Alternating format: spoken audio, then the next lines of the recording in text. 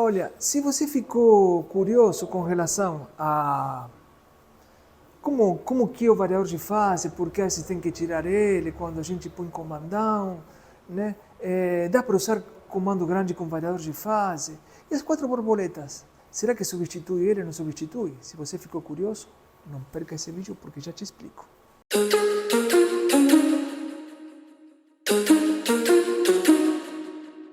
Bom, antes do nosso bate-papo, já curte e compartilha. Aqui tem o link do nosso WhatsApp, caso você tenha ideia ou tenha alguma dúvida, você entra em contato com a gente, algum produto nosso, fica à vontade, tá bom? Hoje o nosso bate-papo vai ser variador de fase. O variador de fase são esses trequinhos aqui, né, que a gente vê no comando. Normalmente eles são hidráulicos, né? Eles trabalham com pressão de óleo, que vem, né, do mancal, vai aqui e ele altera a posição de enquadramento do comando, né? Já de longa data tem se usado isso, né? E na verdade é uma questão meio que marqueteira aí, né? Uma necessidade, né? De você, digamos, juntar o bom com o agradável, né? Ou seja, você precisa atender emissões e você precisa de potência para ter o carro estar numa certa categoria. Bom, então o que acontece? Você tem um perfil de comando que, se você colocasse na posição certa, vem uma potência muito boa, só que não atende emissões, né? Ou ele fica desconfortável, não tem marcha lenta boa, porque você tem que escolher ou potência ou dirigibilidade, né? Claro, isso é um pouquinho antes do turbo, né? Então, aí tem uma questão, né? Dependendo do motor que você tenha, você precisa de um determinado overlap para você gerar torque, gerar performance, né? Que o cilindro se alimente em baixas rotações e realmente a coisa possa funcionar bem. Estou sendo bem sucinto porque não é o nosso foco. Então o que você faz? Você coloca o comando numa certa posição, né, de bom funcionamento e vai. Ah, mas eu não vou atender emissões. Então o que você faz? Você vai para o lado onde você atende emissões, né? E aí o motor fica atendendo emissões, só que ele perde a performance. É muito natural que você escute por aí, tal motor ele é meio fraquinho de baixa, aí quando, né, passa de tal rotação ele acorda, né? É porque justamente, né, ele se acomoda na posição certa. Bom, até eu te convido aí, se você tem uma Marea, ou se você tem algum outro tipo de carro, trava o variador de fase, né? Você coloca o variador de fase, ele atuando, né? Geralmente o comando fica adiantado, né? Perdão, ele fica atrasado na posição normal. Quando entra o variador de fase, ele adianta. Tem casos em que faz diferente, mas geralmente é assim. Então, você vai ver que perde totalmente a lenta, fica como se tivesse um comando de corrida, preparado até, ele fica embaralhando. Aí você desliga o variador de fase, ele volta na posição normal. É justamente por isso. Então, o que faz o variador de fase? Entra a pressão de óleo e ele mexe, né, a posição do comando hidraulicamente, tem umas paletinhas lá dentro, né? E ele que faz? Quando mexe a posição do comando, 10 a 15 graus, normalmente, isso é um valor aí, né? Pode ser mais, pode ser menos. Ele altera a abertura da válvula no PMS. Suponhamos, quando ele está na posição de emissões, é 0,5. Quando ele fica na posição certa, fica em 1,5. Né? Bom, tudo bem. E daí? E daí que vem o famoso kit de admissão, com 4 borboletas. Qual que é a vantagem disso daqui? Ou como eu consigo conciliar isto com isto? Muito bem.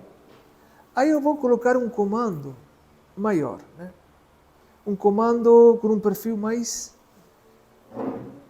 potente, mais agressivo. Então, isso daqui, ele vai passar, né? Vamos pôr aqui a 1 milímetro, e aqui vai mais ou menos uns 3 milímetros.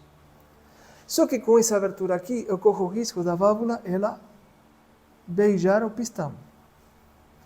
Aí estou com um problema. Né? Estou com um problema. Então, o que acontece? Eu preciso resolver isto. Se você tira o variador de fase, eu vou estar com um BOzinho aí, porque eu vou perder potência. Não vai perder potência. Né? Eu preciso enquadrar o comando no lugar certo. Né? Talvez seja, vamos pôr, 2,5. Né? Isso que aí eu vou ter a marcha lenta totalmente embaralhada. Né? Coisa que o variador de fase ele tiraria essa opção, porque ele fica com o comando atrasado, então ele deixa o motor mais estável. Aí que entra a pegada do kit de admissão. Quando você coloca as 4 borboletas, ele te devolve a marcha lenta, só que com o comando nessa posição. Por isso que não faz muito sentido você usar variador de fase, né, com um comando forte e o kit de admissão. Não faz sentido nenhum. Porque seriam duas coisas falando a mesma língua, do ponto de vista de dirigibilidade. Né? É claro que quando você parte por uma briga dessa, você coloca um kit, você coloca um comando mais forte, muito provavelmente as emissões não vão ser muito bem atendidas. Né? A gente sabe disso. Mas é esportividade, né? Tudo tem um preço. Né? Então, porque tem muita gente que pergunta, posso usar variador de fase com seu comando? Não precisa. E aí enlouquece. Como que não precisa? Não precisa. Não vou perder potência? Não, você não vai perder potência. Você enquadra o comando na posição certa, onde tiver toda a faixa de potência, onde vai ficar com um torque legal. Né? Só que aí, esse embaralhado, você resolve com as 4 borboletas. Se colocar as 4 borboletas, ele volta a marcha lenta original, perfeitinha, né? E com o acréscimo do torque, né? Porque as 4 borboletas elas aumentam o torque de baixa. Então você vai ter 2 aumentos de torque, digamos assim. Um por ter o comando na posição certa, com o overlap necessário para ter torque, e outro por causa do kit de admissão. Né? Então, ele vai, digamos, anular, ou você vai tirar o lado negativo do variador de fase, que é aquela murchada do motor. Você revigoriza ele, enquadrando o comando no lugar certo e devolvendo a dirigibilidade que você não quer perder com o teu kit de admissão. Então, queria explicar isso porque às vezes as pessoas ficam muito preocupadas. Não há como colocar um comando onde você aumenta a taxa, você aumenta a abertura no PMS usando o variador de fase. É perigosíssimo. É BO. Né? Na hora que entrou o variador de fase, você pode entortar a válvula, você destrói seu motor. Então, quando passamos para a esportividade, assim com um critério mais contundente, você realmente precisa repensar o variador de fase. Né? Mas tem outras opções onde o variador de fase ele faz o seguinte: ele deixa ter o motor com comandos menores. Né? Veja que algumas montadoras, aqui de um Toyota, algumas montadoras têm um comando de válvula bem pequenininho, não precisa de muito. Aí ele usa o variador, né, para você trazer mais torque de baixa, né, e atrasa o comando depois para, né, deixar o motor um pouco com mais potência lá em cima. Né. São opções, inclusive eles têm um sensor de fase para justamente ajustar isso de uma forma bem exata. Né. A japonesada não perde tempo, eu sempre falo isso. Mas isso é agora, né?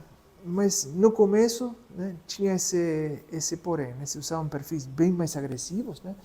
Veja que esse daqui, tudo bem que é de um maré, né?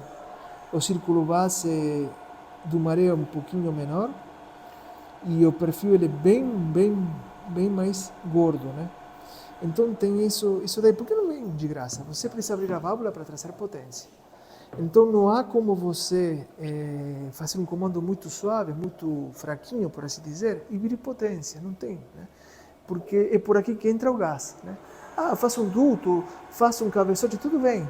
Mas é aqui por onde entra o gás. E quem delimita a entrada de gás é quanto a válvula se afasta do seu assentamento. O levante, quanto ela fica aberta, isso que vai trazer resultado. Então, o perfil do comando é sempre determinante nesse quesito. Né?